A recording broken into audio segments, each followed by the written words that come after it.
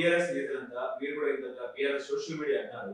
So BRS social మీడియాలో గానీ BRS నేతలంతా రేవంత్ రెడ్డిని సాక్షాత్తు తెలంగాణ రాష్ట్ర ముఖ్యమంత్రి టార్గెట్ చేసినప్పుడు తెలంగాణ కాంగ్రెస్ ప్రభుత్వంలోని ముఖ్య నాయకులు, మంత్రులు, ఎమ్మెల్యేలు, ముఖ్యంగా కార్పొరేషన్ చైర్మన్లు ఎందుకు మీ సీఎం మీద మాట్లాడితే వాళ్ళు ఎదురుదాడికి ప్రయత్నిస్తే మీరు ఎందుకు వాళ్ళ మీద అటాక్ చేస్తలేరు? దీని మీద సీఎం రేవంత్ రెడ్డి కూడా మీ మీద గుస్సా అయిన పరిస్థితి, ఏం చెప్తారు దాని మీద?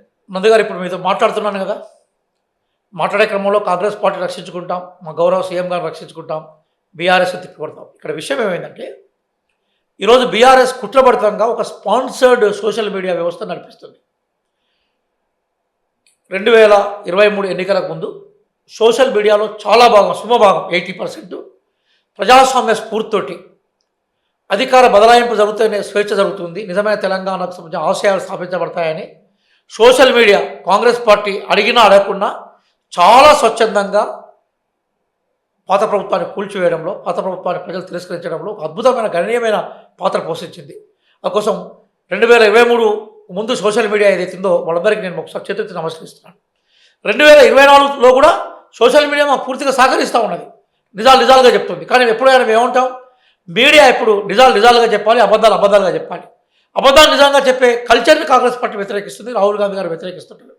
కానీ ఈరోజు టీఆర్ఎస్ ఎలియాస్ బీఆర్ఎస్ ఒక 60 డజన్కి పైగా సోషల్ మీడియా వ్యవస్థలు ఏర్పాటు చేసి, యూట్యూబ్ ఛానల్ ఏర్పాటు చేసి, డబ్బులను స్పాన్సర్ చేస్తూ అదే పనిగా పాడిందే పాడరా అన్నట్టుగా పదే రేవంత్ రెడ్డి గారిని పర్సనల్గా ఆయన యొక్క ఐడియాలజీని, ఆయన పనితీరును అసాసినేషన్ చేసే ప్రయత్నం చేస్తున్నది.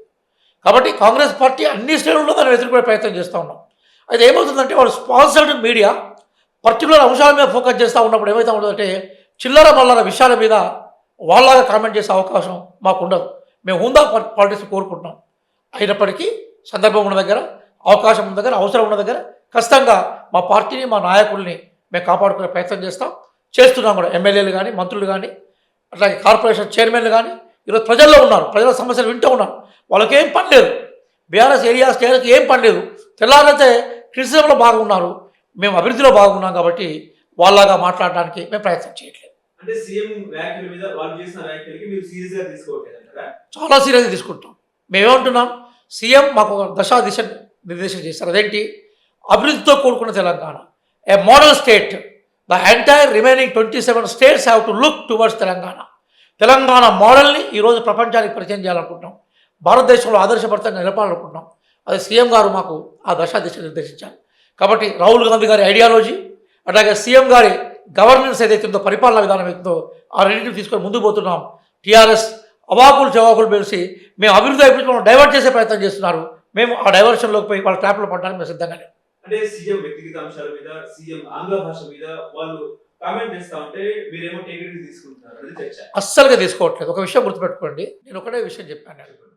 సీఎం గారు పవర్లోకి వచ్చిన తర్వాత ఇదే ప్రశ్న అడిగాను. నేను అన్నాను, 1 సంవత్సరం తర్వాత రేవంత్ రెడ్డి గారు మామూలు మనిషి కాదు. రేవంత్ రెడ్డి గారు అద్వితీయమైన, ఒక విలక్షణమైన నాయకుడు. ఒక 1 ఇయర్ తర్వాత మొత్తం భారతదేశం గర్వించదగ్గ హిందీ మాట్లాడుతుందని చెప్పాను. ఈరోజు ఉత్తర భారతదేశంలో ఆయనపై హిందీ ఉపన్యాసం చెప్తున్నాడు. డీల్ ఎలక్షన్లో ఈజ్ ఎ స్టార్ క్యాంపెయిన్. అట్లాగే ఈరోజు దావోస్ కానీ మన సింగపూర్ పోయినప్పుడు అద్భుతమైన ఇంగ్లీష్ మాట్లాడినాడు. కేటీఆర్ లాగా గోల్డెన్ స్పూన్ తోటో, సిల్వర్ స్పూన్ తోటో రేవంత్ రెడ్డి గారు పుట్టలేదు.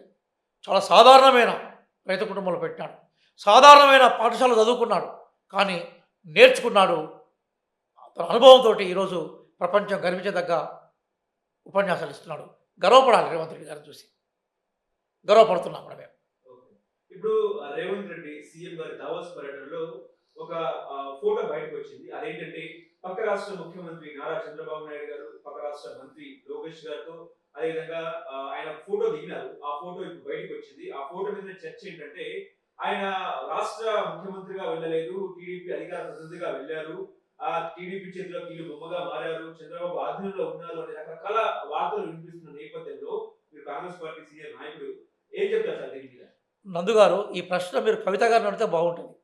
ఎందుకోసం, ఆమె ఎన్నికల ముందు టీడీపీ టీఆర్ఎస్ పొత్తున్నప్పుడు పశుపచ్చ కండువా వేసుకొని తిరిగినప్పుడు ఆమెను మేము ఏమనాలి? టీడీపీ అధికార ప్రతినిధి అడగాల. అట్లాగే కేటీఆర్ ఉరికిరిపై చంద్రబాబు నాయుడుని కాళ్ళ మీద పడ్డంత పరిస్థితి చేసినప్పుడు ఏమనాలి? ఆయనను చంద్రబాబు నాయుడుకి బంటుడు తనాలా? కేసీఆర్ గారిపై చంద్రబాబు నాయుడు గారు అక్కడ ముఖ్యమంత్రి, కేసీఆర్ గారు ఇక్కడ ముఖ్యమంత్రి, కృష్ణానది జలాల మీద ఒప్పందాల మీద చర్చలు జరిగినప్పుడు చంద్రబాబు నాయుడుకు సరెండర్ అయినప్పుడు ఏం చెప్పాలి? ఈయన పాత వాసనలు తీసుకొని ఉన్నానని చెప్పాలా? అర్థం లేని ఆరోపణలు. ఎయిర్పోర్టులో ఒకే విమానంలో దిగిన తర్వాత పక్కపక్క రాష్ట్రాలకు సంబంధించిన ముఖ్యమంత్రులు, ఆయన టీడీపీ ఆయన కావచ్చు, బీజేపీ కావచ్చు, ఆమ్ ఆద్మీ కావచ్చు, కమ్యూనిస్ట్ పార్టీ కావచ్చు, జనరల్గా మనుషులుగా కలిసినప్పుడు మనుషులుగా పలకరించుకునే కల్చర్ ఉంటుంది. దాని పక్కనే రామ్మోహన్ నాయుడు ఉన్నాడు కదా, పక్కనే శ్రీధర్ బాబు గారు ఉన్నారు కదా. అది ఒక ఒక బిజినెస్ కోసము, ఒక బిజినెస్ కాన్ఫరెన్స్ కోసం వాళ్ళు ఏపీ నుంచి వచ్చారు, మనం తెలంగాణ నుంచి పోయినాం.